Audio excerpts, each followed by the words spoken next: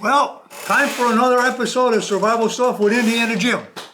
I'm James C. Jones. I write books under that title. I do live in Indiana, but Indiana Jones was taken, so I'm going with Indiana Jim.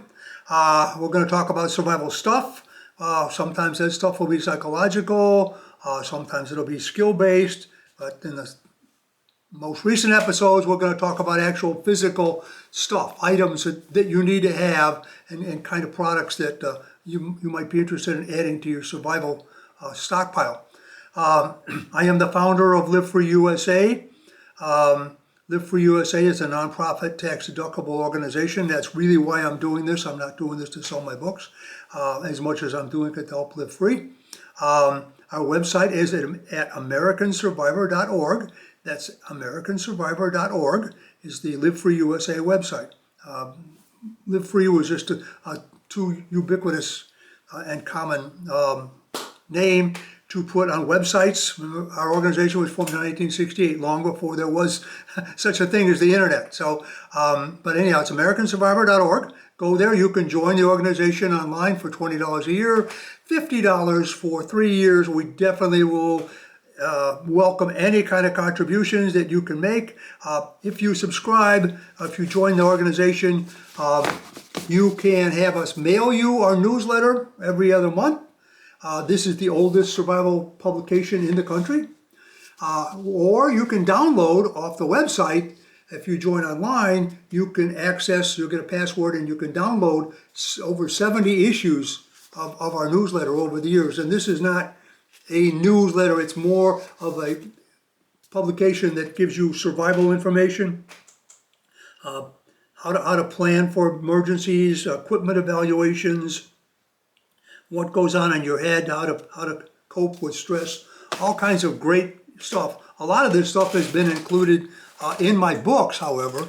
I actually published 4 books and another book coming for Skyhorse Publishing in New York. You can also get them on Amazon.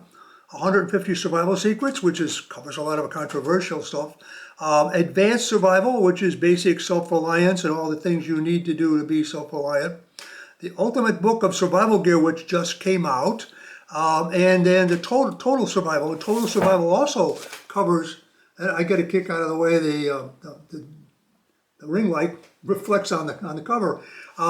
But anyhow, this covers a lot of things related to gear, but it also covers like 10 ways to start a fire, 10 ways to build a shelter, 10 disasters to prepare for, and my 10 principles of survival are in this book. But my most recent book that's out, by the way, I'm also publishing a first aid book, which will be out in 2022 for Skyhorse, so keep your eyes open for that one. This one, which is the Ultimate Book of Survival Gear, covers 32 categories of survival and self-reliance equipment. And it shows you the different kinds of equipment, and it shows you, where to get those pieces of equipment and all the alternatives that you may want to explore in building up your survival supplies. This is a really nice book, selling pretty well too, by the way. But anyhow, this is my latest book. The next book is going to be the Prepper's First Aid Handbook. And it's going to be way more than a handbook. It's going to be great. But anyhow, that's my books. When I was doing the research for this book, though, I also found it categorized that there were certain items that I really felt over the years, and I've been at this for over 50 years, were the best in class, the best items in that particular classification. That didn't apply to all 32. Some, there was just, you could take your pick. But I've got some. I wrote articles in our newsletter, and I also published some of this stuff on the website, americansurvivor.org. But anyhow, in the course of that, I thought, yeah, I'll make videos covering what I consider the best in class. And we've covered some of them like knives, for instance, that took up a whole 15-minute session. But today we're going to cover 3 subjects in one short session, because these don't take that long. At least I hope they don't take that long. But anyhow, we're going to cover containers, clothing, and to some extent shelters. Later we're going to cover water purifiers. We're covering knives, stoves, fire starters, and medical gear. But today we're going to cover containers, clothing, and shelters. So first of all, let's start with containers. And bar none, as far as I'm concerned, is the World War II and Korea vintage U.S. Army canteen cup.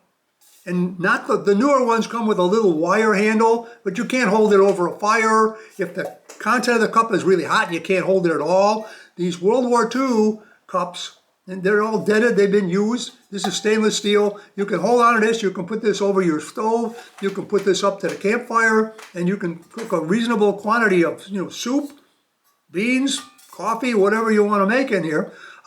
This is the ultimate as far as I'm concerned. I've been at this over 50 years. When I was a kid, every kid had these because it was right after World War II. Apparently they weren't monitoring because every kid had an army shovel, every kid had a canteen and a canteen cup, and a bunch of other army stuff. But up into the 70s and 80s, there were a lot of surplus stores that had these. They were a little harder to find now, but well worth the search because this is the ultimate what you want to have. Best in class. Of course, that comes with a canteen. If you can get the stainless steel canteens, that's great. If not, you might as well get the plastic ones. Don't get the aluminum ones. That's a waste of time. But this is my original stainless steel canteen. I probably got this back in the late 60s, early 70s. It also has a flange to keep stuff from going down into the cup. It actually had a chain which holds the cap in place. And being that survival people don't want to make noise going through the woods and all that kind of stuff, we actually put a piece of rubber tubing around the chain to keep it from rattling. Also, you'll keep if you want to be quiet, keep your canteen full because of slosh. I've been through a lot of military type training where noise was an issue. So everybody jumped up and down. Oh, okay, we don't want to hear anything. But yeah, that fits right inside of the cup. The cup fits, of course, this handle folds down. The cup fits into your insulated canteen carrier. And they also came up with a little thing that goes around the canteen. It can go into your cup, or it can go, yeah, it has to go around your canteen. But anyhow, this is made to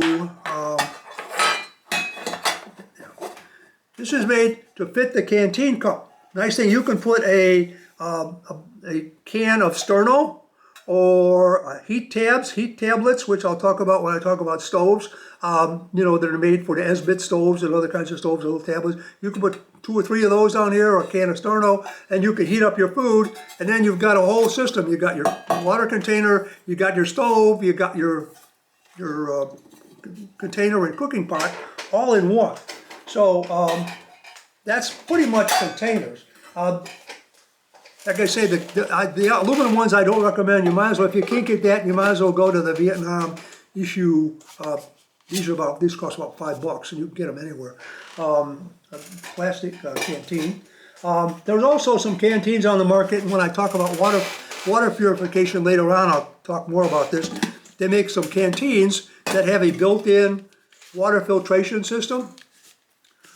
They got a filter there, so that you can pour water in there and filter it. So you might have like one on one side of your belt with filtration canteen, and on the other side of your belt another one completely full of water. So that's my recommendation for containers. Now let's talk about clothes. There's one item of clothes that is foremost, and that is a poncho. You want to have one in your pack. They make some little ones. We'll talk about those. Yeah, here's one. Little ponchos you have in your pockets. Having your small emergency, kit, like when you go out hunting or fishing or whatever, and you want to have something, you can have one of these smaller ponchos. But for your survival kits and for everything you need to have, you want to have a poncho. Now this is a pretty good size military surplus poncho, but the nice thing, it has snaps so you can close it up. I think this is, I don't know if it's Polish or Czechoslovakian or whatever. It's got a nice camouflage pattern. I got these two go with my camping gear because I'm not really, I'm still operating out of my vehicle, so and it's big. You want to get a poncho that's got a hood, preferably snaps so you can close it. Preferably goes down below your knees so you stay pretty dry. This can double as a shelter. Some of them come with grommets, so you can actually rig them up as a small tent. Here, this is a medium-sized one. I have a green one like this too. So depending on what if an emergency, you probably want orange. If it's not an emergency or some other kind of situation, you maybe want camouflage. So anyhow, poncho. The number one rule of outdoor survival is don't get wet. Don't get wet trying to build a fire when you can get into shelter. Just don't let yourself get wet, because even at 60 degrees out, if you get soaking wet, it's just like being in 60-degree water, and hypothermia will be coming along for you. There's a couple of other items, and I won't call them secondary. I have them in every survival kit too, in every survival pack. One of them is a wool cap. Okay? Nice wool cap that you pull over your ears. Even in summer, and the summer nights get cool. There's an old Indian saying, I'm sure some of you may have heard it, if your feet are cold, put on your hat. I've actually had that experience where I was really cold, and it was a cold environment. I got my hat, put a wool cap on, and I started to feel warmer because heat rises, as you know. And also the body prioritizes, well, I got to keep the brain functioning, and I got to keep the heart and vital organs going, and if I have to sacrifice the fingers and the arms and the legs and let them get really cold, I'll do that to keep this warm. So it's pumping heat up here. Now if this is insulated in a cap, then you're not losing heat there, and you will feel warmer everywhere.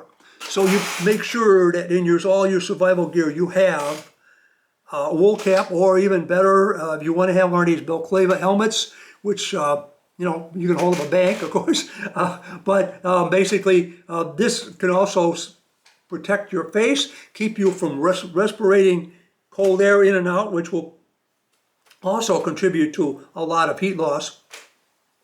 And you can, of course, fold this up and it would just use it as a cap. So one or the other, you want to protect your head from heat loss. Another thing that you want to have is wool socks.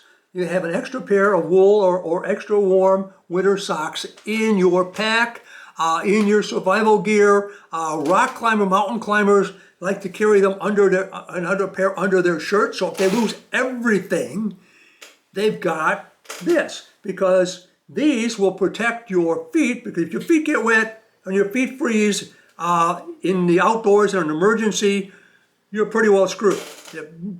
Bad shape. You can't get in, you can't get out because your feet are frozen. So you lose toes and all. You don't want that. So your socks get wet. You got a spare pair of socks. You can put these on. You can let your other socks hang out and dry. You can actually freeze dry things like sleeping bags and things. If you let them freeze solid and beat the crap out of them, all the ice crystals will go out, and you can actually freeze dry clothes like that. But pair of socks. The other thing is keep them under your shirt. If you lose everything else, maybe you lose your gloves. You know how it is on a windy day. I can tell you some mountain climbing stories, but we don't have that much time. You lose your gloves. Okay, you lose your gloves in freezing weather, you're going to lose the use of these, and you may even use some of these fingers. So you got these gloves. Well, my feet are okay, but I lost my gloves. Well, these are great mittens. So keep them under your shirt. Have a pair in your pack. Good outdoor survival tip if there ever was one. Okay, so we've talked about that. Let's talk about shelter for a few minutes. Hands down, best shelter item there is the space blanket. Luminized inside. This one's red. You can get them in green. I have a couple of them. I always keep one in my pack. I have one in the vehicle. I've slept many nights in it below zero wind chill factor. In fact, it was like 20 below wind chill factor. I'm out there with 2 space blankets and one of these. Now, I'm not saying I was comfy and cozy that night, but I will tell you that I slept on and off, and that I got through the night and I survived. And survival is not about being comfy and cozy. Survival is about surviving. And these are great. I've wrapped my sleeping bag in it many times. It enhances my sleeping bag. Use it as a ground cloth. used it as an emergency shelter. A couple of times I got moderately wet and cold, built a fire, held the space blanket out like this over me while I'm facing the fire and the heat is hitting the space blanket and warming my back. The steam is coming off of me and I'm drying out. Space blanket. They came out with these in the 60s when we were first starting out as survivalists, if you will. Even though that word hadn't been used in common when we started, it was before that word, or definitely before preppers ever came around. But it also has grommets, and I actually have some rope on here that I keep with it, so I can rig it as a shelter. But this came out when the space program basically started in the late 60s. And great to have. But now there's all kinds of alternatives. They come out with these emergency blankets. These are all aluminized polyethylene. The space blanket, by the way, built to last. I've had that one 10 years at least. But these are just a one-time use. Oh, you can use them a couple, 2, 3, 4 times. They're not real durable. They tear easily. But this one was $5. Okay, $5 can save your life. You can have this in your pack. And it will retain supposedly 90% of your body heat. It does also retain 90% of your moisture, so there is a little issue there. But so sometimes you get out and have to dry out a little bit and get back in. But anyhow, point is, $5. These come in a number of sizes and varieties. Here's an emergency, what they call the emergency heat blanket. I think this was, I'm looking at this, 99 cents. Okay, you can have this in your pocket, in your jacket. You wear pocket pants, or you wear cargo pants. You can even have this and that. Any kind of winter coat you go out in, you can have this in there, or one of these smaller ones. You just want to have that. You can also have, again, a poncho in your jackets and all your coats. You can have a poncho. By the way, the ponchos, the big ones particularly, they'll also protect you against biological stuff in the air. They'll protect you against fallout, radioactive fallout, the wind, which is another way of heat loss. So ponchos are great, and then you go back and you have your emergency heat blankets of various types that you can get in any sporting goods store, almost everywhere. And you can also keep these in your emergency first aid pack, because somebody's getting hypothermia, or they have wet clothes. You're better off to get them out of the wet clothes and get them into this. Here's another little bigger one. Got some instructions on it. This is a little more durable. It's actually a sleeping bag, like a small sleeping bag, which keeps more heat in than just a blanket. So you can crawl into this thing. It's somewhat durable. This might last you for 4 or 5 days. And then if you really want to go a little further and you're still going light, of course you got your full pack. You got a nice, hopefully, winter sleeping bag. But it's Titan Survival puts out these emergency sleeping bags, and again they're still the same aluminized polyethylene, but they're in a little more durable outer layer, and there's a little bit of actual insulation besides reflectivity in them, and you can see that's not very big. Might be a little too big for the pocket, but it's definitely not too big for a compact survival kit. So really nice. Titan, made by Titan Survival. I think this was, it might have been $20, I don't know for sure, but it's not that expensive. They even come up with these emergency reflective tents. This is $10. This one is from, let's see, Emergency Shelter. Comes from the Ultimate Survival Gear Company. maybe my book, similar title. But you can also get these at places like Cabela's, sporting goods stores, survival suppliers. This is a emergency survival tent, and you can see that's not very big, and you could actually fit maybe 2 people in here in a pinch. And if you go in here and then you've got that along with the sleeping bag, this isn't very much, but it's definitely not like a full-size tent and a full-size sleeping bag. But you're in pretty good shape, and this is going to be in your survival kit or your light survival pack. And don't forget, sometimes people pack everything they need in a survival pack. It's too heavy to carry. So sometimes you have to get down to just this in your survival pack and figure, I can get through 3, 4, 5 days with this, even in the winter, okay? So I may not be able to carry a full-size sleeping bag, all this other kind of gear. But by the way, most of the stuff that I'm going to talk about throughout this series is going to be lightweight, cheap, and enough for survival. I'm not going to be telling you to buy mountaineering gear and all that kind of stuff that you may not be able to afford. Last but not least, back when we started out in these things, a lot of things weren't available. A lot of the products that they're available now and that I could put in my book, all we had is some military surplus stuff that we could get and anything we could improvise. And in some cases, that came down to just being one of the big plastic trash bags. So, you know, if you can't afford anything else or you want to keep something else in your pack, this can be a water container. It can be all kinds of things. It can be, it's not reflective, but it will stop the wind. It will keep you dry. You can actually cut out 2 armholes and a head, put yourself through there. You look like a baked potato, but you'll be dry and you'll be protected from the wind. So 1 or 2 of these, you can make another one, cut the bottom off, make a kind of a skirt, and you're pretty much dry. So if nothing else and you don't have anything else, keeping these handy, I actually did a whole series on all the stuff you could do with some heavy-duty plastic bags. You can even tie this off and make a flotation device if you have to in an emergency. So heavy-duty plastic bags is another clothing, shelter item that you need to consider. So hopefully I've helped you out with containers, clothing, and shelter options in my best in class. So for now, this is Indiana Jim for Life and Freedom, signing off.